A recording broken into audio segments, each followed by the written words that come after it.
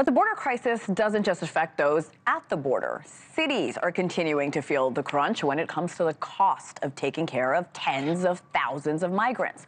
A new $53 million pilot program right here in New York City from Mayor Eric Adams would give each migrant a debit card loaded with around $12.50 a day, $12.50. The mayor's office claims the program will save the city more than $7 million a year. New York City Councilwoman Vicky Palladino and U.S. Representative Glenn Ivey joining us now to discuss the cost of migrants in the U.S. overall. Happy Sunday morning, guys. Welcome. Happy Sunday morning to you. Thanks for having me. Of course. Councilwoman, I will start with you. What do you think of this pilot program? Do you think it's a solution? No, absolutely not. What we're doing now is we're just compiling more bad on top of bad.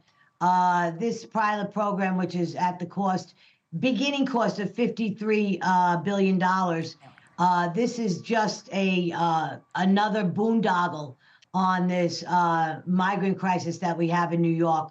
We're strapped. We have no money. And because the migrants do not like the food that they are being given at the shelters, let's be very clear here.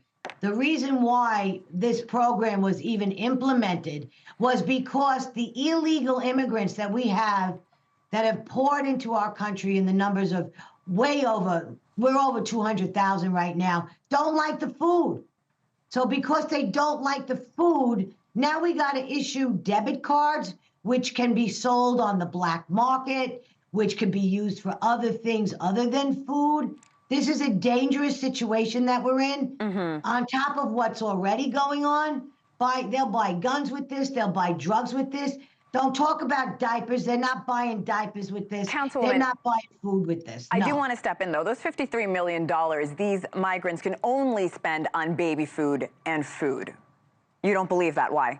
Not at all. You know what? This whole thing has been one big mess. It's been a mess. How are you going to track who's spending what, where, on what, who? How are you going to do that? And there are many New Yorkers that do agree with you. Representative Ivey, you've repeatedly called for increased funding for Customs and Border Patrol to help secure the southern border. But what about those cities like here in New York or in Chicago where these migrants are being brought in? Well, I'm not sure about the specifics of the program that she's referencing, but I do think you need two steps to address this. One is at the local level, but one is at the federal level, with especially with respect to the border. And that's why I think it's important for Congress to get back to work.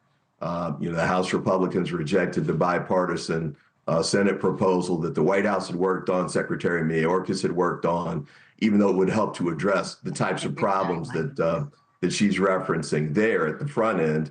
And also they've opposed additional funding to localities for funding for NGOs and some of the other additional costs that are incurred at the local and state level. So I hear what she's saying. I'm not familiar with the program, but I definitely do know that there are things that we should and could be doing in Congress to move these things forward. We just need Speaker Johnson and the House Republican leadership to get on board and move them forward along with the other, key bills that we need. The government shutdown's looming, at the end of next week. We still have Israeli aid, Ukrainian aid, humanitarian aid. All these things they need to be doing and backing up. We need them to get on the ball and start getting the job done. Thanks for watching. Go to joinnn.com to find NewsNation on your television provider. And don't forget to click the red subscribe button below to get more of NewsNation's fact-driven, unbiased coverage.